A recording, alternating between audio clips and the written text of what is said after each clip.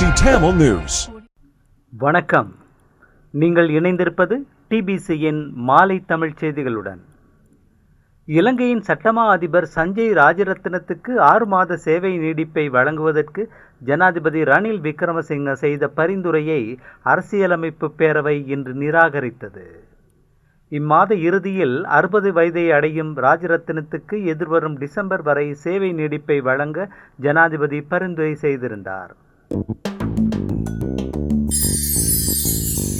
இலங்கை கடற்பரப்புக்குள் இந்திய மீனவர்கள் அத்துமீறி பிரவேசித்து மீன் பிடிப்பதை தடுத்து நிறுத்த கோரி இன்று யாழ்ப்பாண மீனவர்கள் யாழ்ப்பாணத்தில் உள்ள இந்திய துணை தூதரகத்தை முற்றுகையிட்டனர்.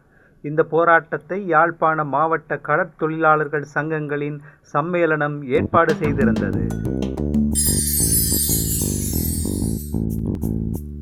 நாளை மறுதினம் கொழும்பு வரும் இந்திய வெளிவிவகார அமைச்சர் சுப்பிரமணியம் ஜெய்சங்கர் அன்று மாலையே தமிழ் கட்சிகளின் தலைவர்களை சந்தித்து பேசவிருப்பதாக தெரிய வருகிறது. இந்த சந்திப்புக்காக பாராளுமன்றத்தில் அங்கம் வகிக்கும் தமிழ் கட்சிகளின் தலைவர்களுக்கு தனித்தனியாக அழைப்பு விடுக்கப்பட்டிருக்கிறது. ஆனால் அவர்கள் அனைவரையும் ஒன்றாகவே ஜெய்சங்கர் சந்திப்பார் என்று தெரிய வந்தது. மூத்த தலைவர் ரா சம்பந்தன், செல்வம் அடைக்கலநாதன், சித்தார்த்தன், சி.வி. விக்னேஸ்வரன், கஜேந்திரன் ஆகியோரே இந்திய வெளிவிவகார அமைச்சரை சந்திப்பார்கள் என்று தமிழ் கட்சி வட்டாரங்கள் கூறின.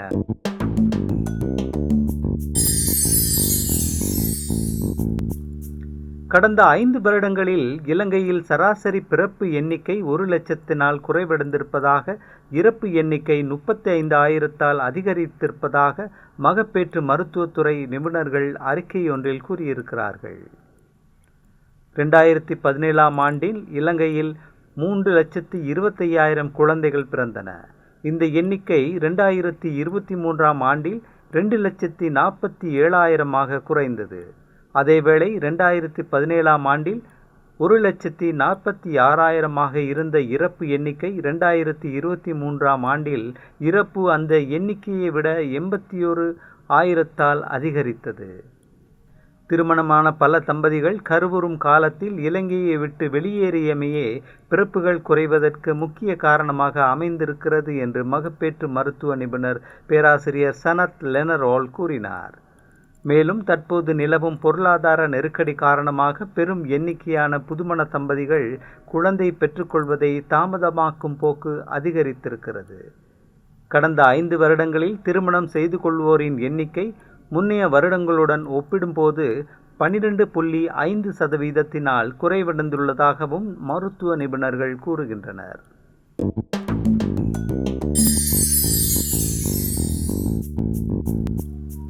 ஸ்ரீலங்கா சுதந்திர கட்சியை அழிப்பதற்கு அரசாங்கத்தின் அனுசரணையுடன் சூழ்ச்சிகள் மேற்கொள்ளப்படுவதாக முன்னாள் ஜனாதிபதி மைத்திரிபால சிறிசேன குற்றம் சாட்டியிருக்கிறார். சுதந்திர கட்சியில் இருந்து கொண்டே அரசாங்கத்தில் இணைந்து அமைச்சர் பதவிகளை ஏற்றுக்கொண்டவர்களில் ஒருவர் கூட கட்சியின் தலைமைத்துவத்துக்கு பொருத்தமானவர்கள் இல்லை என்பதை கண்டதினாலேயே நீதியமைச்சர் விஜயதாச ராஜபக்சவுக்கு சுதந்திர கட்சியின் தலைவர் பதவியை வழங்கியதாகவும் சிறிசேன கூறினார். சுதந்திர கட்சியின் காலி மாவட்ட பொதுக்கூட்டம் நேற்று முன்தினம் நடைபெற்றது. அதில் கலந்து கொண்டு உரையாற்றிய முன்னாள் ஜனாதிபதி கட்சியின் அமைப்பாளர்கள் தொடர்பில் தனக்கு ஏற்பட்ட சந்தேகத்தை அடுத்தே தலைமை பதவியை துறந்ததாகவும், தலைவராக செயற்பட முடியாது என்று தனக்கு நீதிமன்றங்கள் பிறப்பித்த உத்தரவுகள் கட்சியின் வளர்ச்சி பாதைக்கு இடையூறாக இருக்கக்கூடாது என்பதனாலேயே விஜயதாச ராஜபக்சவிடம் தலைமை பொறுப்பை ஒப்படைத்ததாகவும் கூறினார்.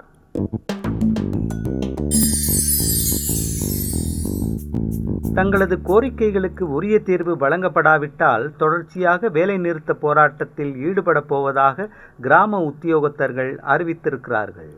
எதிர்வரும் 24ஆம் தேதி ஜனாதிபதி செயலகத்தில் கிராம உத்தியோகத்தர்களின் பிரச்சினைகள் குறித்து அரசாங்கத்துடன் ஆராயப்படவிருப்பதாக, அந்த பேச்சுவார்த்தைகளில் தங்களது பிரச்சினைகளுக்கு உரிய தீர்வுகள் காணப்படாவிட்டால் தொடர்ச்சியான வேலை நிறுத்த போராட்டத்தை முன்னெடுக்கப் போவதாகவும் இலங்கை ஐக்கிய கிராம உத்தியோகத்தர்கள் சங்கத்தின் தலைவர் நந்தன ரணசிங்க அறிவித்திருக்கிறார்.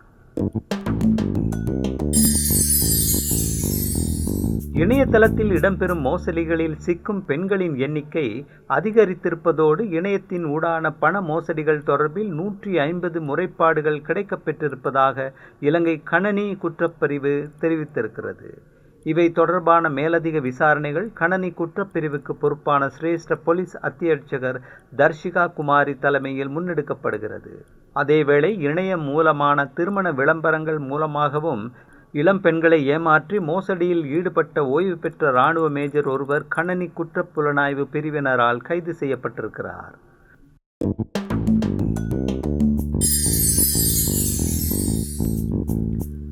பாகிஸ்தானை விடவும் இந்தியாவிடம் அதிகமான அணு ஆயுதங்கள் இருப்பதாக ஸ்டெக்ஹோம் சர்வதேச அமைதி ஆராய்ச்சி நிறுவனம் அதன் வருடாந்த ஆய்வறிக்கையில் கூறியிருக்கிறது. உலகின் அணுவாயுதங்களை வைத்திருக்கும் நாடுகளிடம் இருக்கும் அணுவாயுதங்களின் எண்ணிக்கையை இந்த ஆய்வு நிறுவனம் வருடாந்தம் வெளியிட்டு வருகிறது. இவ்வருடத்துக்கான அறிக்கை அந்த நிறுவனம் நேற்று வெளியிட்டது. அமெரிக்கா, ரஷ்யா, பிரிட்டன், பிரான்ஸ், சீனா, இந்தியா, பாகிஸ்தான், வடகொரியா, இஸ்ரேல் ஆகிய 9 நாடுகள் அணுவாயுதங்களை கொண்டுள்ளன. அந்த செய்தியோடு நிறைவுக்கு வருவது டிபிசியின் இன்றைய மாலை தமிழ் செய்திகள். மீண்டும் நாளை காலை வழமை போல் சந்திக்கலாம். வணக்கம்.